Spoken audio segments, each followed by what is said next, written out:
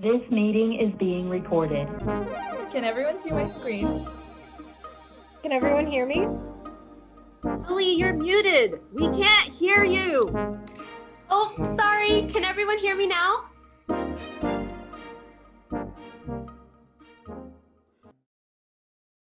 Hi, everyone. Welcome back to Politics Under the Microscope.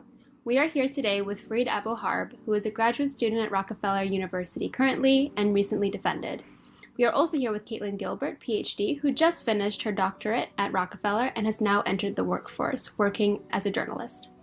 Today, we'll be recapping our mental health episode series and discuss from a graduate student's perspective, especially graduate students that have just graduated, what it's like to go through and experience mental health challenges that often plague the graduate student population and how they've managed their stress as well. And so, Caitlin, would you like to get us started? Sure. So hi, everyone. I'm Caitlin. As Ellie just said, just finished up my PhD, was about 6 years, almost on the dot. And I studied in the Jarvis lab working on song and speech acquisition. So broadly neuroscience, a little bit of genomics and things like that too. And I've now fully left academia, and so I am actually in journalism now. I'm a data visualization journalist with the Financial Times, full-time. I guess just a bit on me. I guess many parts of grad school were very tough and stressful for me. Dealt with everything from maybe more standard and common anxiety and stress from just day-to-day existing as a grad student. I think a lot of things on that level were normalized, which maybe elsewhere were more serious issues, all the way to pretty severe depression, and a couple times suicidal thoughts. So yeah, the full gamut of mental health experiences, I think. Also some good times. So I don't want to be like every single day was the biggest battle of my life. So it was a big roller coaster, I think, throughout grad school. So yeah, I'll stop there, let Farid go. Okay. Hey everyone, my name is Farid. I am a MD PhD student in the Frywald Lab, the Laboratory of Neural Systems here at Rockefeller. I study social cognition in non-human primates, so rhesus macaques. I do electrophysiology, where I record from neurons while the macaques are watching different types of stimuli, either containing or not containing social other monkeys socializing, like chasing each other, grooming, versus controls where they're not doing that. In terms of mental health problems, I've also experienced like a range of things, predominantly anxiety, and I due to the way I was raised, I basically never go to the hospitals, so I'm not. Aren't you an MD PhD student? Yeah, I still avoid them. Gotcha.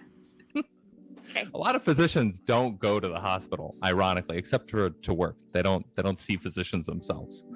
Generalized anxiety, a lot of things related to transitioning to a completely new field for grad school and being in an environment where not a lot of guidance or mentorship was provided, feeling like I'm working 24/7, experiencing profound burnout and not making progress on top of that. The dichotomy is, some people say you can work a ton and do science, or you could work less time and do less science but be happy. And I'm like, oh well, I work a lot and I don't do much science on top of that. So the best of both worlds on that front. A lot of the time I've spent sort of reflecting on what are the factors for that. Like, why do I feel this way? Why is it so common for people in graduate school to feel this way? And what things could change to alleviate these things? Because ultimately we're putting like a lot of the, smartest, hardest working people through the worst conditions. It's a waste of human potential at a factory scale. And it's the reason I've been involved with this podcast series, and I'm excited to share more about that. Yes, absolutely. So it sounds like you guys have gone through experiences that may be applicable to a lot of other graduate students, but I think what may differ is how those mental health challenges were triggered. Did you guys notice, for example, what things may have happened in science or in lab or throughout your PhD journey that particularly triggered these feelings of anxiety or feelings of depression? Yeah, so I think there's a lot of normalization for pretty much all experiences within academia, especially if you're only talking to other people who are inside the same bubble as you, be it in the same lab or institution.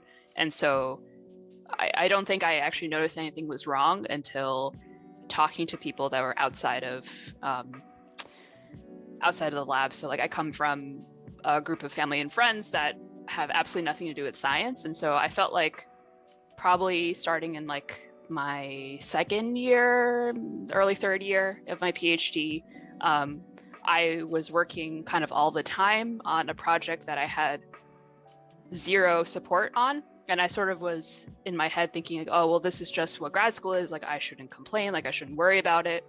And I was talking to friends who are not in lab, and they're like, you don't seem well, you don't seem like you're having a good time.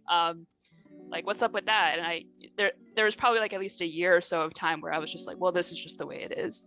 And so I think, yeah, the product of the culture of a lab, lack of support systems within a lab and institution, like all those things kind of can come together and at very specific times. So like, there are critical moments in just like any grad program where, you're defending your, not just your like choosing a lab, you're choosing the project you're going to work on. So like at all these junctures, there's like a lot of weight put on those, moments.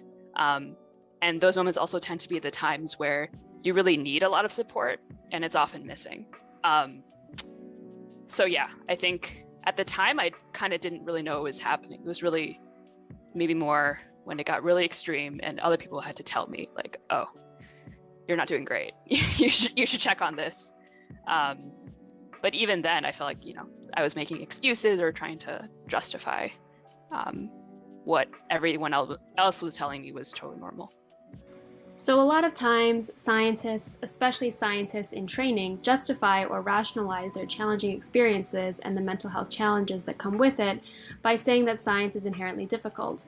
And so that being said, can you elaborate on whether or not you guys think that the mental health crisis in graduate school is simply because science is inherently challenging, or because at an institutional or systemic level there is a lack of support to get us through the difficulties of science? Oh, I 100% the second one. There's the world is filled with difficult things. Science is not the only hard thing people do. Caitlin's in a totally new world in the journalism world. Putting together a newspaper or a publication of any variant, that takes so many people coordinating their time and effort.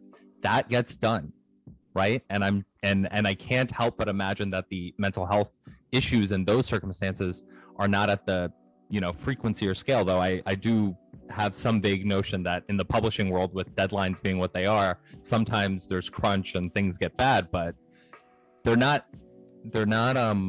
intrinsic to the event or to the pursuit itself, but to the structure around the pursuit. I think when it comes to science, it's a systemic problem, because not only are students often left with little support and little guidance for what needs to be done, or the training to actually learn how to navigate that space. PIs themselves are selected based on the ability to get either, a handful of good papers or one big flashy paper. And people with no managerial skills are suddenly put in charge of 2 to 5 to 10 plus people over the course of a few years. And there's never really any feedback. And the pressures on them are so high that ultimately, as long as the whole show doesn't fall apart, it keeps going exactly the way it's gone from the start. And a lot of them don't really evolve their managerial skills over time. And it's understandable why, but that puts a big strain on the trainees in their labs. Ultimately, when a PI doesn't know how to manage teams of people or individual projects, a lot of responsibility falls on that individual. And many of us come from environments where if a responsibility is put on our head, we're like, oh, okay, we trust this person who's working above us. That they're putting this responsibility on us because we can handle it. So if a PI places a big responsibility on us, we assume we can handle it. We assume we have the skills, or that we've led them to believe we have the skills. And if we don't rise to meet that challenge, which in many instances is perfectly reasonable because there's tons of protocol, there's tons of back knowledge that we don't have, analyses we don't know how to perform, literature we're not familiar with, we get this crippling sense of, oh, I've deceived everyone around me into thinking I'm some sort of expert when I'm not. You know, I even, when I joined the lab, explicitly told my PI, I'm from a world, a completely different domain of science, but this kind of work really interests me. If I join this lab, do you think I'll have the environment to grow and to eventually succeed at this? And they said yes. Ultimately, it became like a sink or swim thing. I didn't know that was the training environment, was here's a large pool, hope you don't drown. But that's sort of what it ended up being.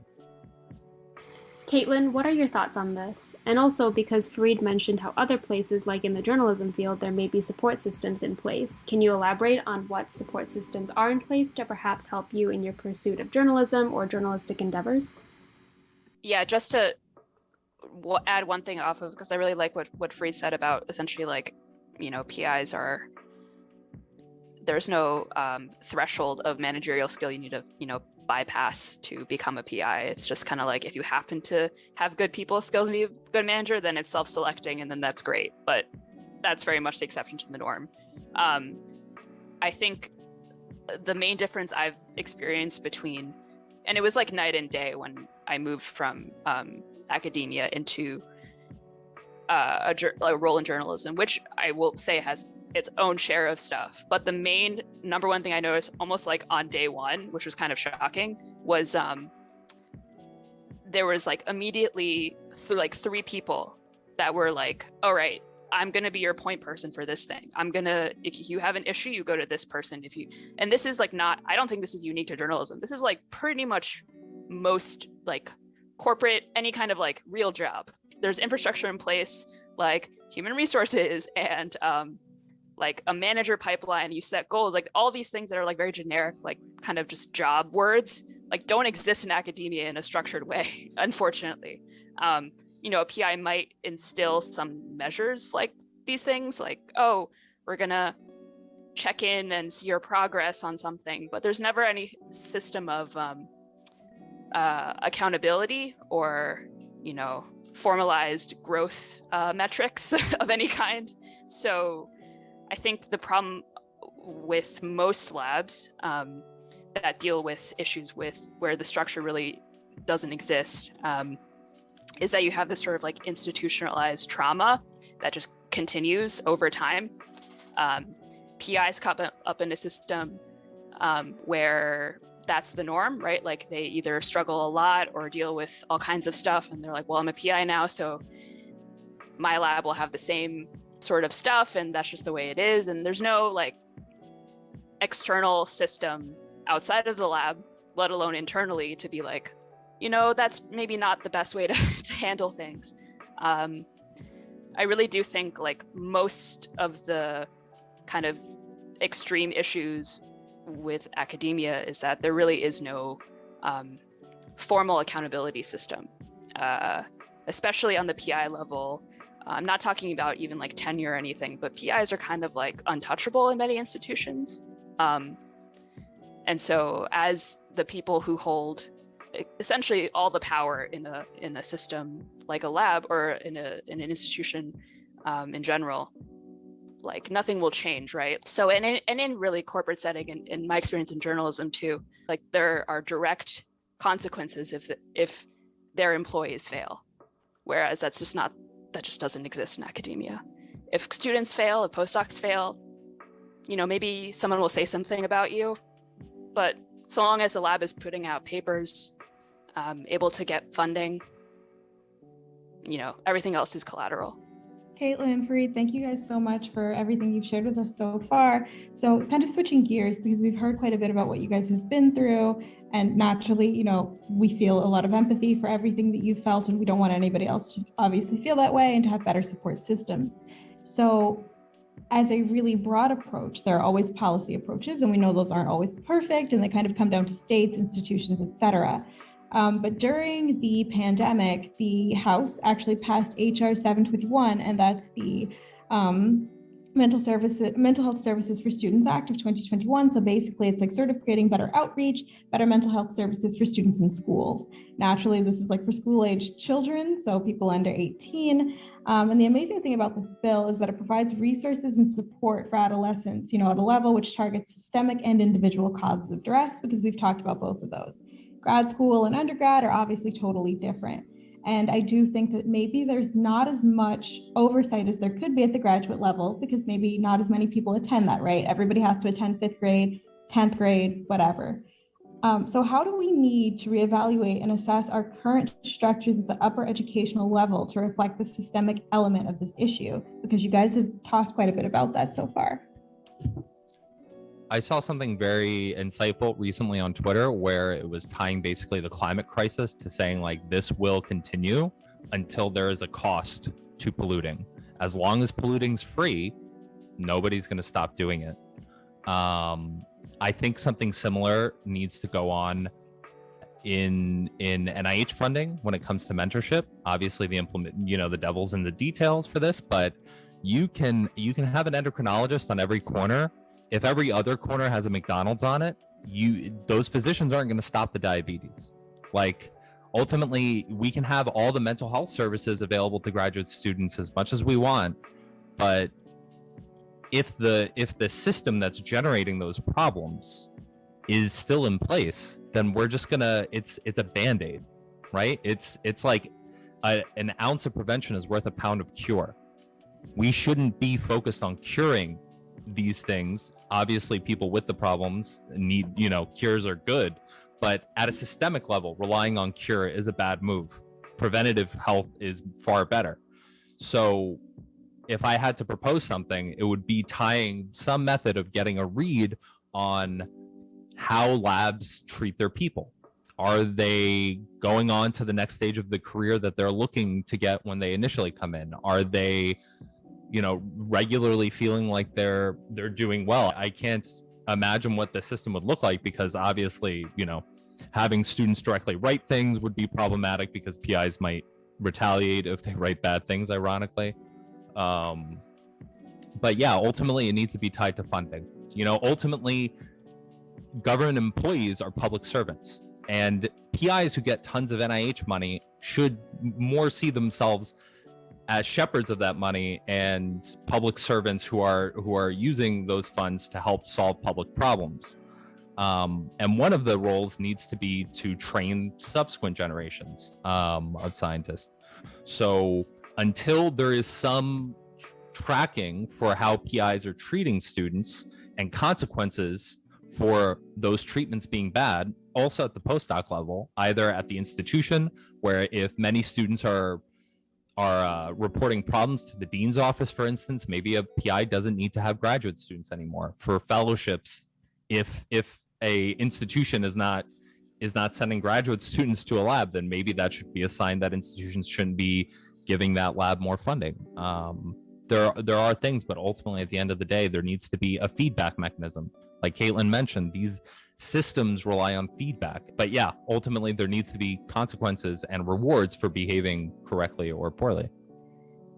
Yeah, I totally agree. I think tying funding to like true measures of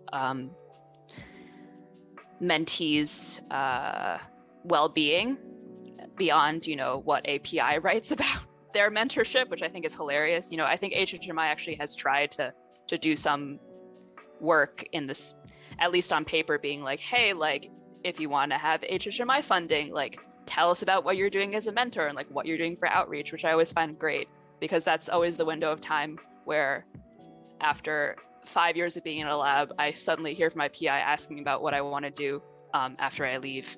So I'm glad HHMI is making that a conversation that wouldn't have happened otherwise. I also think like there's this other weird thing in grad school. I know Rockefeller deals with it in a kind of unique way, but this line between treating grad students as students versus employees and kind of an institution choosing one or the other depending on their personal financial incentives. Like, hey, like they're a student today if we can get this tax break, or they're an employee tomorrow if we can make them work more. I can go on about that divide, but some sort of like standardized and systemic protections for grad students as a group of people, because it's really haphazard right now. I know this is tied to like immigration stuff as well too. The past few years has been pretty messy with that. But yeah, grad students in particular, I think they often sort of get recategorized depending on the powers that be's, personal preferences. So classing them as a protected group of, individuals that all are experiencing very similar problems is part of actually establishing policy to create this infrastructure. I've actually been wanting to talk about this employee thing because obviously I don't know if this is true for all graduate schools, but at least the ones that I'm familiar with, our stipend is taxable income. It is not a scholarship, it is not tax exempt. And so we are essentially taxed like we are employees. And so I think because we are taxed like employees, if we're treated as such, we should have an HR department. We should have more of those structures in place that help employees in an actual workplace. If you're going to tax us like that, I feel like it's an important point. Or instead, don't tax us and actually treat us like students.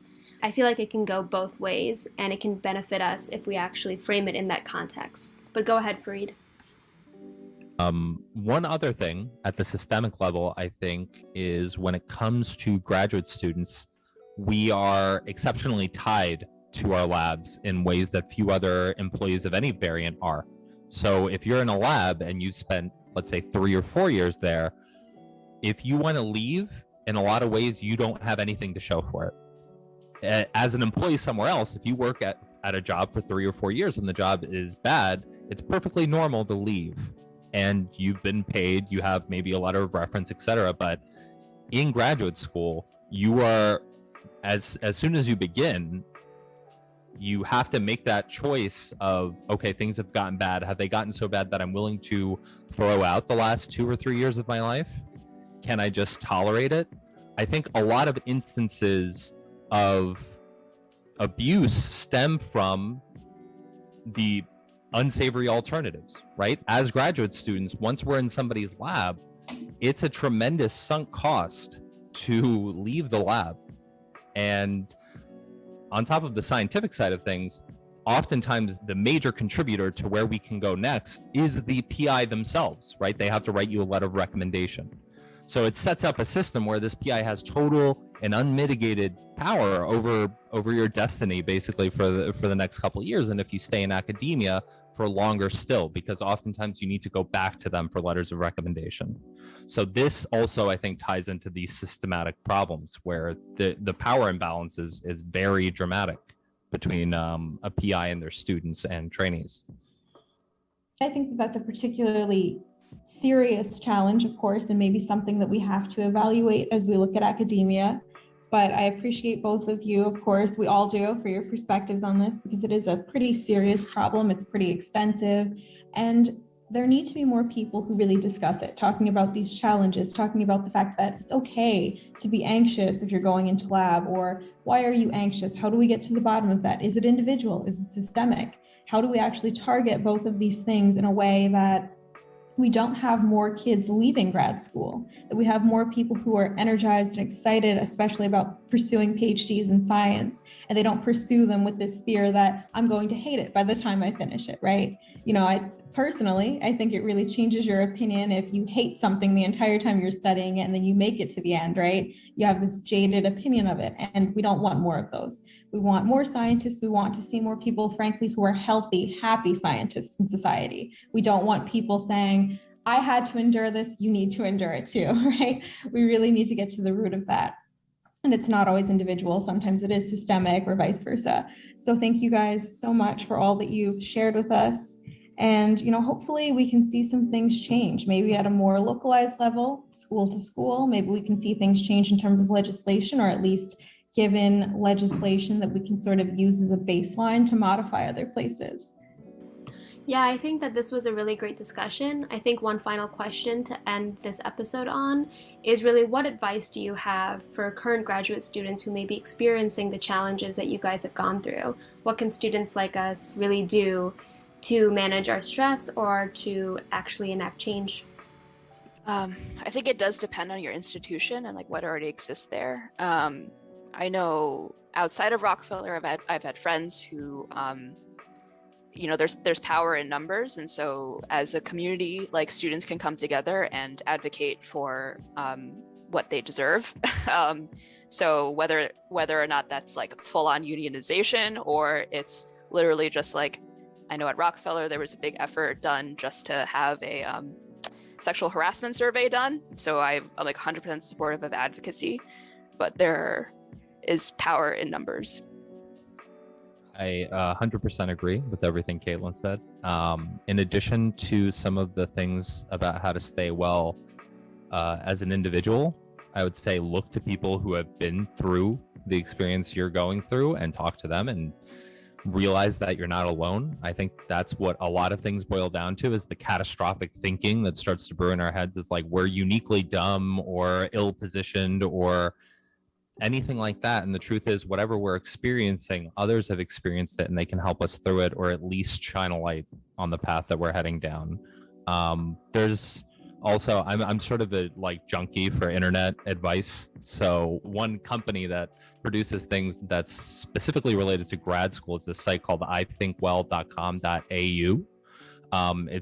They sell a series of PDFs that discusses basically how to stay well in graduate school. And there's some clear and obvious advice, like staying well physically, having a life outside of school, but also other things that you wouldn't think about, like how to properly manage your advisor. Most people think that's your manager manages you, but oftentimes there's a bottom-up managing that can also really help smooth your journey through grad school. So ultimately, outside of that, also, if you decide to stay in academia, remember the difficulties you experienced and try not to incur them onto other people. Sometimes it's so easy for people who have wrongs done to them to perpetuate those wrongs to other people. And I think one of the things that's going to be central to breaking that cycle is just really reminding people of their own experiences and asking themselves if they want to be part of the change, then they need to turn that around explicitly and intentionally. I would also just very quickly add that if your institution does not already offer therapy or some sort of counseling services, that's like, in my opinion, bare minimum that a school should offer. None of this like mindfulness nonsense, like, oh, we're going to have a session where we talk about feeling better. Like I've seen PIs say that and like tell students like, oh, you need to just change your perspective as a replacement for dealing with very serious mental health issues, which I find hilarious, but also deeply upsetting. It's a common corporate thing too, where people are like, well, we're going to offer mindfulness seminars, whatever, and like it's yoga, stuff. dog petting, exactly. Don't forget about meditation. Yeah. All the fun things that are ways institutions get around serious, therapy and counseling services. Absolutely. Well, thank you so much, Farid and Caitlin. Everything that you guys have provided so far, all of these insights are so valuable, especially for graduate students that are just starting out and are just starting to experience these very challenging times in their mental health. Thank you both so much for your time, and thank you to our audience for tuning in to this episode of Politics Under the Microscope.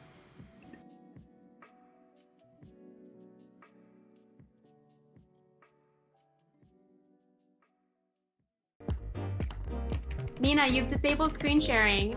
Hey, I just made you co-host. I'm sorry, can everyone go on mute? I think someone's stuck in the waiting room.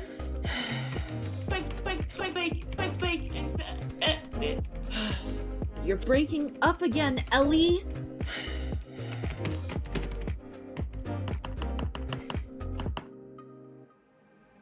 The recording has stopped. Politics Under the Microscope would like to thank Science Education and Policy Association for their support.